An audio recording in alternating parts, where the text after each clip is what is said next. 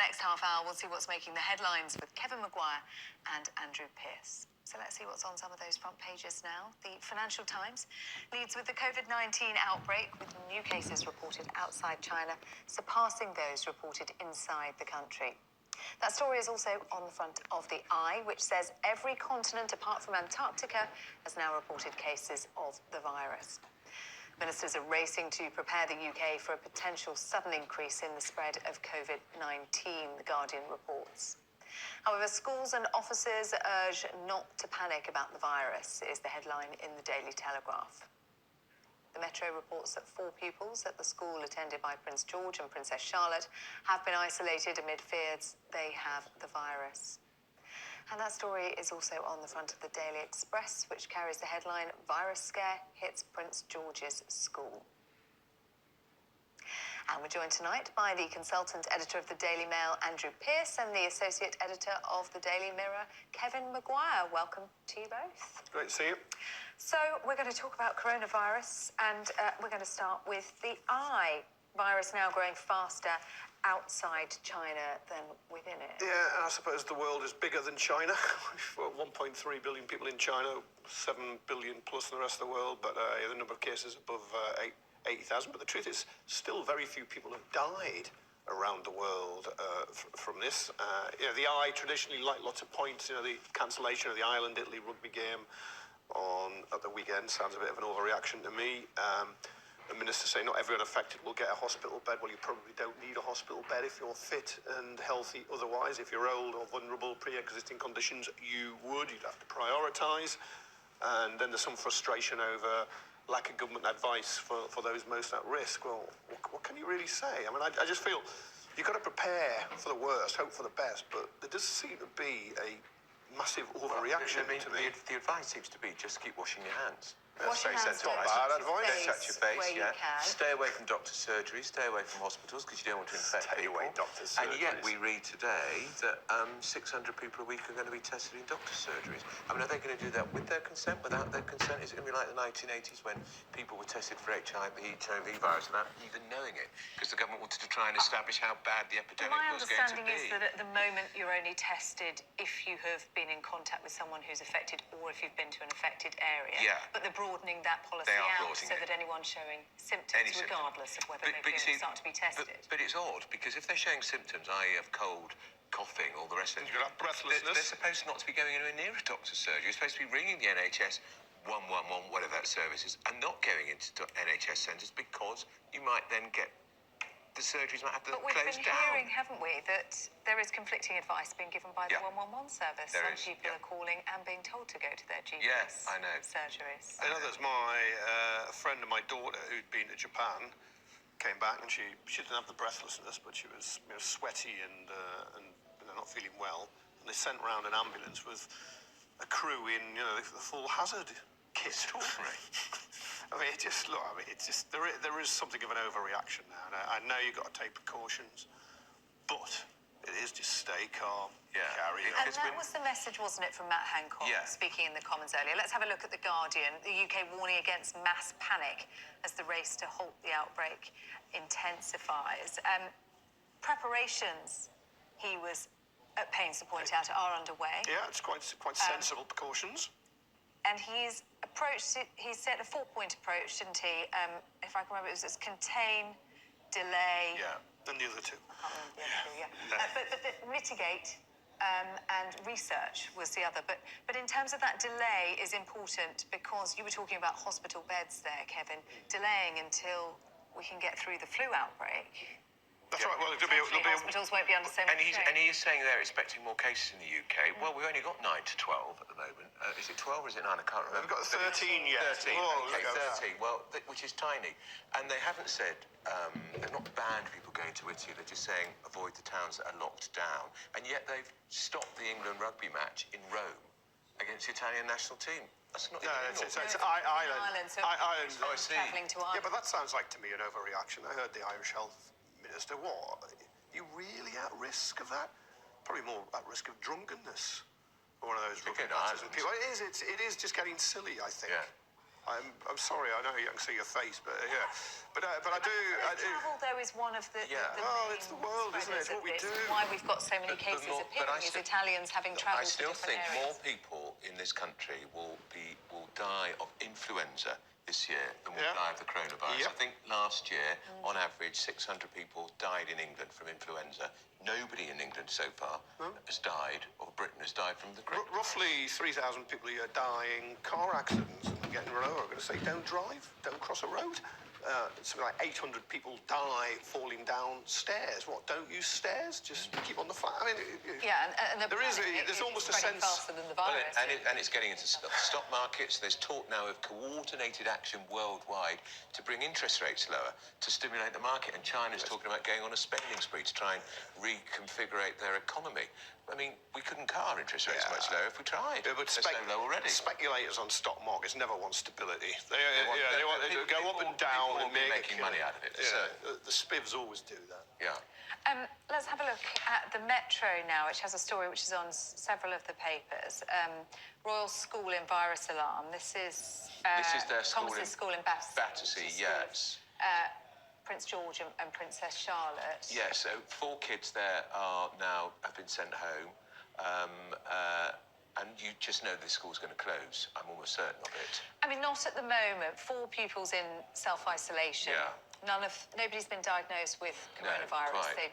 They have symptoms, and the school's saying measures are precautionary. Yeah. I mean, we've seen, although we heard the health secretary earlier say schools shouldn't be closing, we are seeing several schools, aren't we? Several closed in Cheshire where the kids had come back from school trips. But when I heard that some kids had come back from a school trip to Italy and said to their teachers, we've got flu symptoms, I thought, of course they're going to say that. Well, they want 2 weeks off school. Can you imagine it? Yeah, brilliant. What a bed was that when we were kids? Yes. How fabulous! I mean, I just feel some of these kids have been very cute about it. I mean, nannies are going to be busy during the daytime now. Well, they are at this school. I don't know if they're going to get. We didn't have nannies in my school. Well, they'll get fees back or whatever. But again, it's just calmed down. What kids have got calls. Well, we are in February in the winter, and there's unless you have evidence that the kid has coronavirus, keep the school open. And then, because there are serious implications, aren't there? If a school's not open, then parents can't go to work. Some of those parents may be health workers who are needed. Yeah, and they can't afford to take time off work, or they're then going to have to try and get somebody to look after the children. Yeah, all sorts of huge logistical issues this is going to throw up. We did get some clarification from Matt Hancock today, didn't we, that if you are self-isolating, then you should be able to claim sick pay, because of course that was an area of concern for people. Were they going to lose out? Yeah, employers are like that, but of course if you're ill, then look, it could be mass sickies now. But also, people deciding. What about the people who are self-employed who won't self-isolate even though they might have because they don't get paid otherwise, and there's no sick pay for them. Jon Snow, Channel 4 News presenter, of course, is having to self-isolate, having recently returned from And Nick Robinson on the BBC. Nick Robinson, this in the Metro, and I like Nick Robinson, but he says he's come back from Vietnam and I'd like him too. Just to clarify. But it does just make out the point. Nick Robinson's come back from holiday in Vietnam, Cambodia. My son lives in Vietnam. And there have been 11 cases. Well, if we've got 13 cases in the UK, if he's come back from an area where there's 11 cases, we live in a country with 13 cases, should we all just self-isolate? Has he got it? No, he hasn't got it. I mean, it is calm down. Yeah, get back to work, Nick. And John. Don't forget, he was very ill once. He had cancer, so maybe he doesn't take any chances with his health. Well, maybe that is the case. And it is people with compromised immune systems that are more at risk of this. I think we've got a second page in the Metro as well. Let's have a look at that. Threat grows as China overtaken by the rest of the world, listing some of the countries where first cases have been identified. It's everywhere, Pakistan, but Antarctica, Finland, Georgia. Every continent but Antarctica. But it's probably true of every illness in the world. You'll find it everywhere. Or apart from a few, like Ebola or a few very rare. Maybe this is the point now. Maybe this is the way we don't need a vaccine. You need ice and cold. That's why the coronavirus isn't in Antarctica. That's it. It doesn't spread in the cold. No, I think it's the heat that kills it. I think it's the fact there's no one really lives in Antarctica, is there? There's a few polar. There's the odd cruise ship. Yeah, there's a few polar stations, research stations, but it's not well populated. I think you'll find, Andrew. And Well, maybe. President Trump suggesting that he thinks the virus will go away when the temperatures Yeah, come up. I'm so looking forward to his intervention on this in his press conference tonight, because you just know it would be not scientific. And of course, he's also blaming the media in America for promoting fake news about the coronavirus. For once, I think he's got a point. Yeah, and don't forget, Kay Burley will be live from Westminster tomorrow morning as the outbreak of the coronavirus continues to spread around the world. How will China help to contain it? Minister Chen Wen from the Embassy of China in the UK is joining Kay Burley at breakfast tomorrow from 7. We're going to take a short break, but coming up, is Boris Johnson a part-time PM? That's after the break. We'll see you then.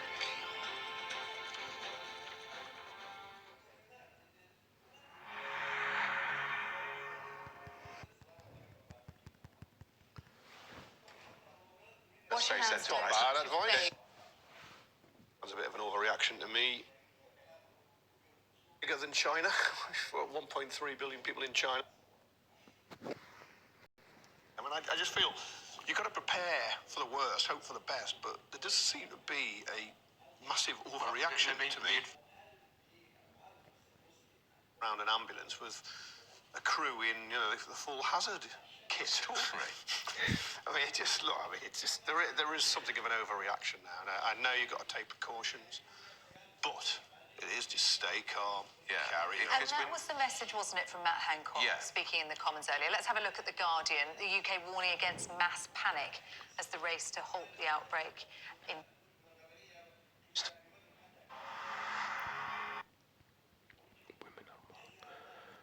Cautious. Journalist, you know, why doesn't he get deported? Other people are going underwater in floods. And it was quite effective. A fortnight ago, he had a go at him over a bit of deportations of people to Jamaica. The fact that he...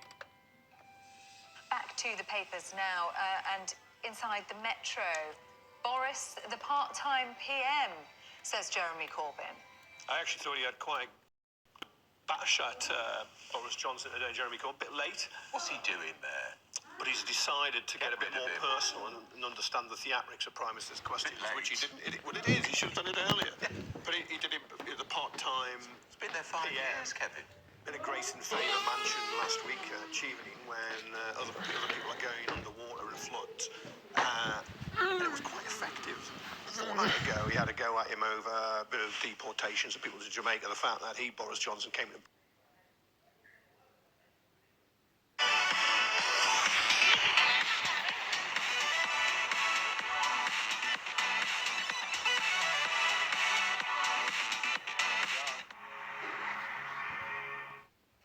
Welcome back to the press preview with me, Andrew Pearce and Kevin Maguire. And we'll turn back to the papers now.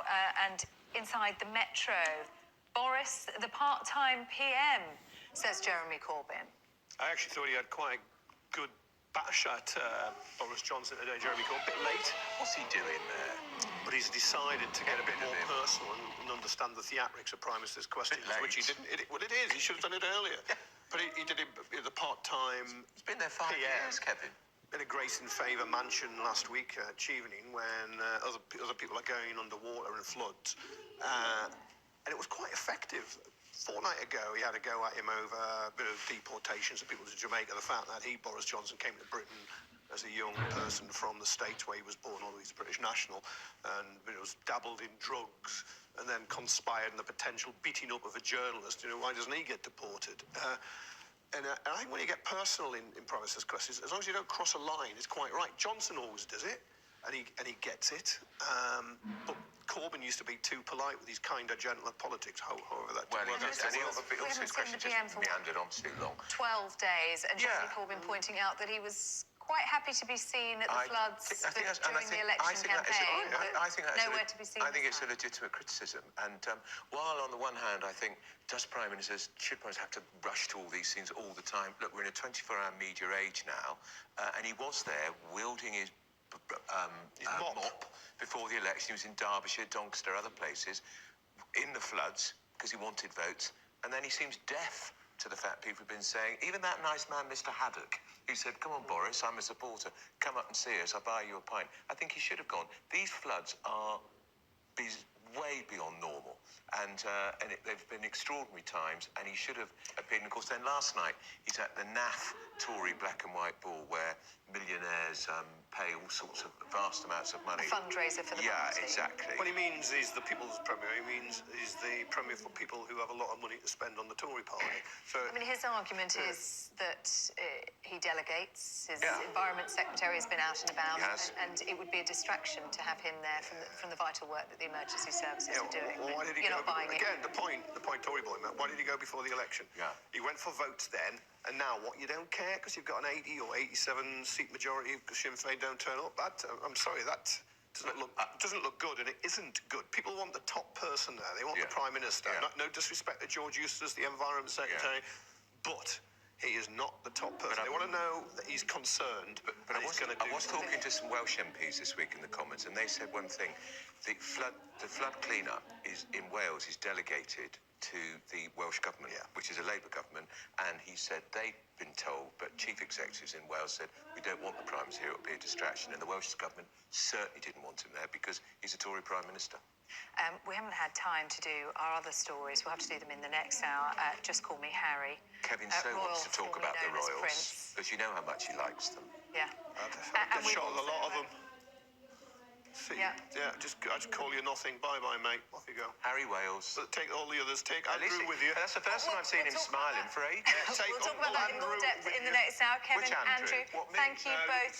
I don't want to go with Prince Harry, thanks. we want- Or Meghan. No, we want, thanks. the one who's wanted by the FBI for questioning. Thank you both very much indeed. We'll see you in half an hour. Let's take a look.